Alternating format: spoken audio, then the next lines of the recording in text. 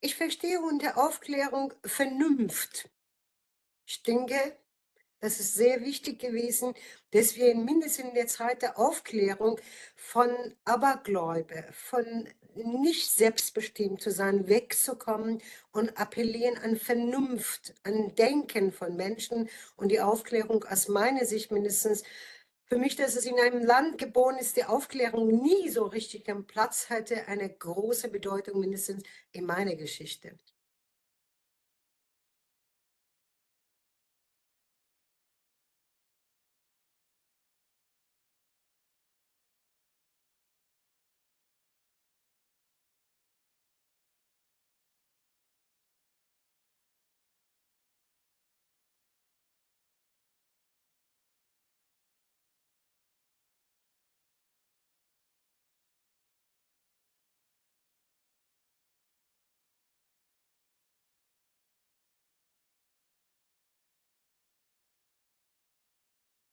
Ich bin nicht nur Dezernentin, ich bin auch die Bürgermeisterin der Stadt Frankfurt, was mir persönlich auch sehr viel bedeutet, weil zum ersten Mal ein Höhenamt wie Bürgermeisterinnenamt wird mit einem Dezernat, nämlich Dezernat für Diversität, zusammengelegt. Und das hat einen höher eigentlich Stellenwert sozusagen, dass man zum ersten Mal auch das Thema anders behandelt. Frankfurt ist eine sehr internationale Stadt. Wir reden hier nicht von Ausländern, sondern wir reden von Menschen, die eine Migrationsgeschichte haben, einen Migrationshintergrund haben.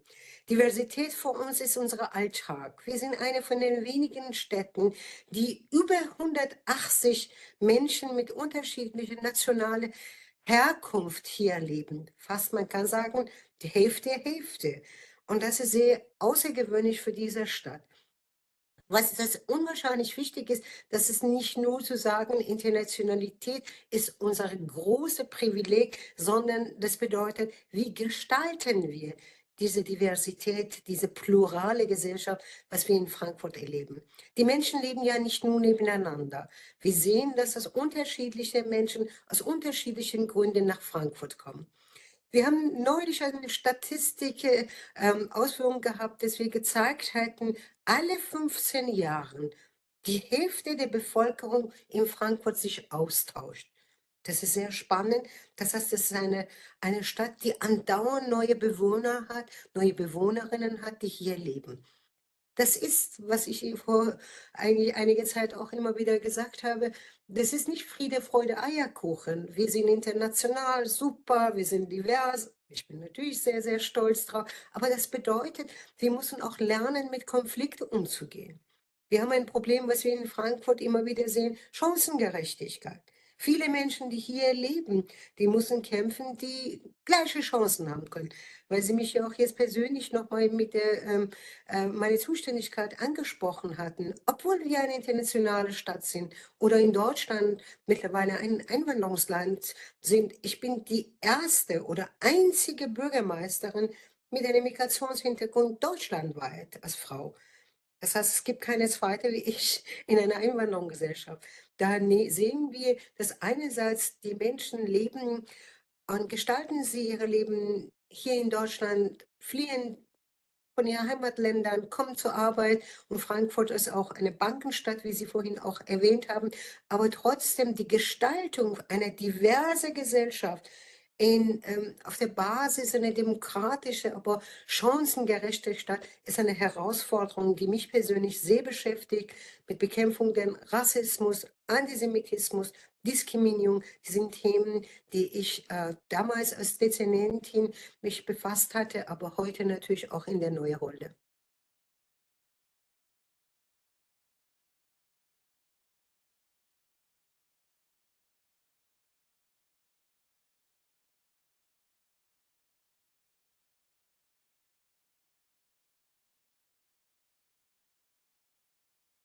Niemand verlässt sein Heimatland freiwillig. Die Menschen fliehen, weil sie keine anderen Chancen haben, keine anderen Möglichkeiten haben. Wegen Verfolgungen, wegen Folter, wegen Inhaftierungen, aber auch wegen Armut oder Gewalt in ihren Ländern. Die Menschen kommen, jeder Mensch, das es flieht, auch nach Frankfurt für eine bessere Perspektive. für eine bessere Zukunft, besser leben zu können. Häufig sehen wir, dass die Menschen, die zu uns kommen, am Anfang enorme Schwierigkeiten haben, hier sich zu integrieren, die Sprache zu lernen, Chancen zur Arbeit für ihre Familie, für ihre Kinder zu bekommen. Und daher sehen wir, das Thema Integration von Geflüchteten es eine große Rolle spielt. Wie gestalten wir, dass die Menschen hier wirklich ankommen können?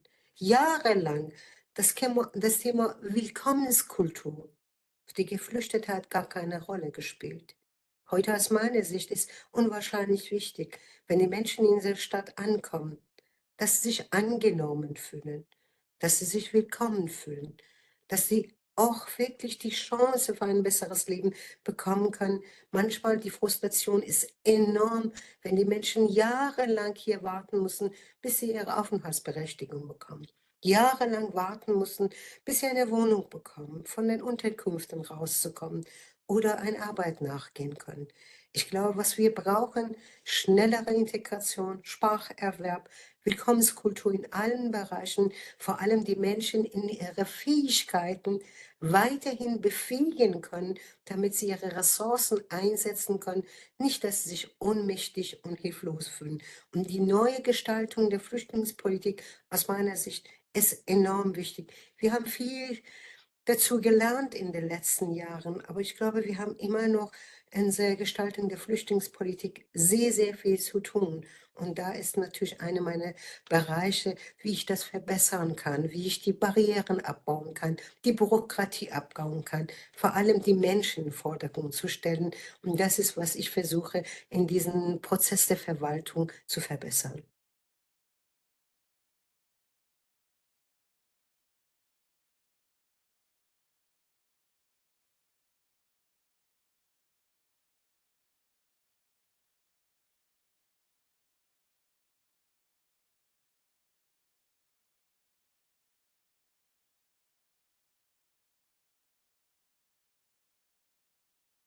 Wissen Sie, die Menschen, die nicht in Demokratie gelebt haben, manchmal muss man sich vorstellen, dass sie am allermeisten wirklich wertschätzen, was Demokratie bedeutet.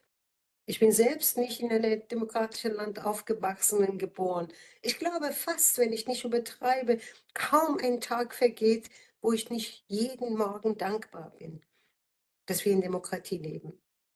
Und ich glaube, wenn ich mit Menschen, Geflüchtete und anderen zusammenkomme, ich sehe, wir haben das Thema Frauen vorhin angesprochen haben.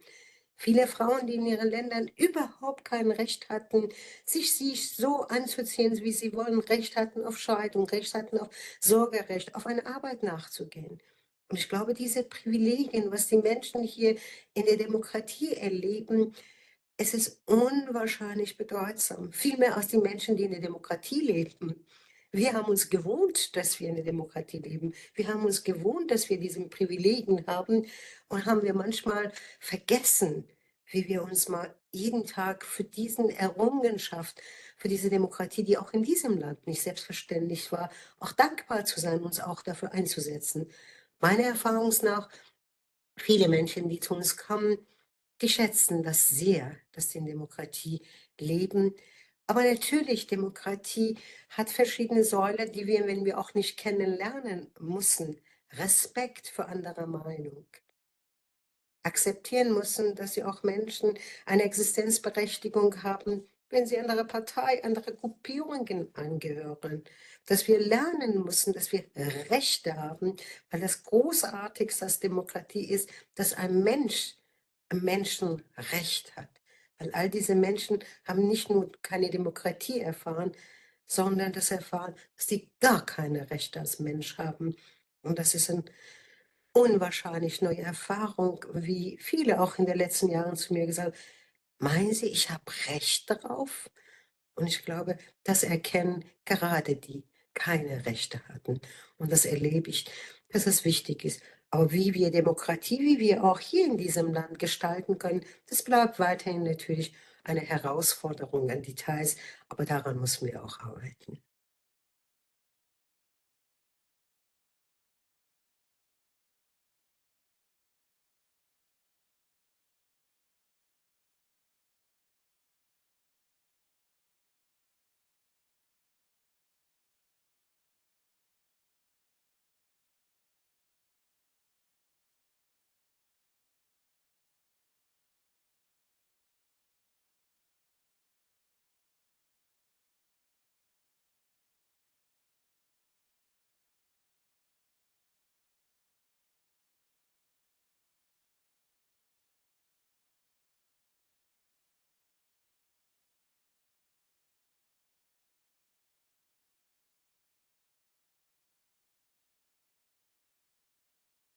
Lassen Sie mich eine Anekdote von meiner Jugend erzählen.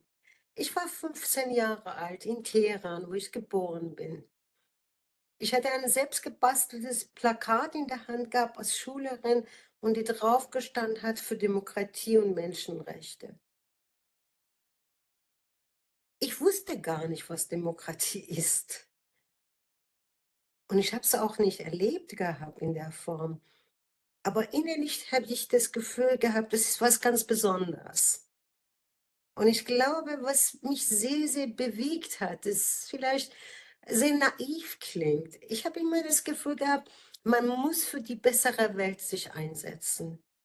Ein wenig die Welt schöner, gerechter, menschlicher zu machen. Das ist jetzt mittlerweile 36, 37 Jahre her, dass ich hier in Deutschland bin. Aber diese vielleicht naive oder auch diese Gedanken hat mich nie verlassen. Ich habe das Gefühl, wir haben immer eine Verantwortung, uns für eine bessere, gerechte, menschliche Welt uns einzusetzen. Wie das sein mag, ist in unterschiedlichen Bereichen selbstverständlich komplex. Aber ich glaube daran, dass wir mit politischem Engagement, mit politischen Aktivitäten, auch sogar mit politischen Ämtern können wir was verändern. Ich bin seit 2,5 Jahren Bürgermeisterin in Frankfurt. Ich habe die Dinge gemacht, die manchmal gar keine Bürgermeisterin macht. Ich gehe auf die Demos. Ich setze mich für die Frauenrechte. Ich setze mich für Menschenrechte. Ich gehe gegen Antisemitismus auf der Straße und halte ich viele, viele Reden, wo manche sagen, na ja, das macht doch keine Bürgermeisterin. Ich sage, doch, doch, das macht eine Bürgermeisterin. Weil ich daran glaube, dass wir jeden Tag, manchmal sind auch kleine Schritte. Wir können Dinge tun, die auch in der Politik was verändern kann. Ich habe in den letzten Jahren, ich hoffe mindestens, auch Menschen den Mut gegeben, auch für Veränderungen zu kämpfen. Und ich freue mich manchmal auch ein Stück weit ein Vorbildsmodell zu sein für gerade viele junge Frauen, wo sie sagen, naja, wenn ich sehe, dann kann ich auch was verändern.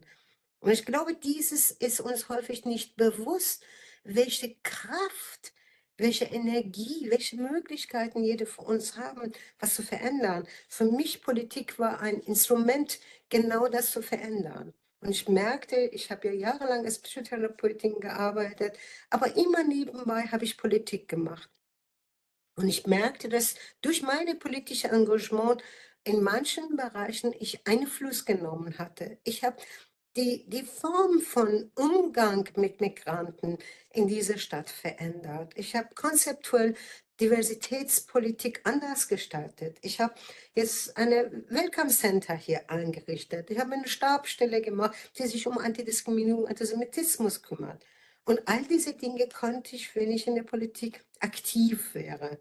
Und ich glaube, die sind die Schritte, die es kleines Mädchen damals mit 15 sagte, für Menschen und Demokratie auf ihrem Plakat, hat mich immer noch sehr, sehr stark verfolgt und mich nicht in Ruhe gelassen, was zu verändern. Und da sind die Motive in der Politik aktiv zu sein, wobei manchmal auch man sehr frustriert, wobei manchmal total verzweifelt ist, ob man wirklich was verändern kann. Aber ich glaube, das sind ein paar Stunden dauern, aber am nächsten Tag stehe ich auf und daran glaube ich, dass man doch was verändern kann.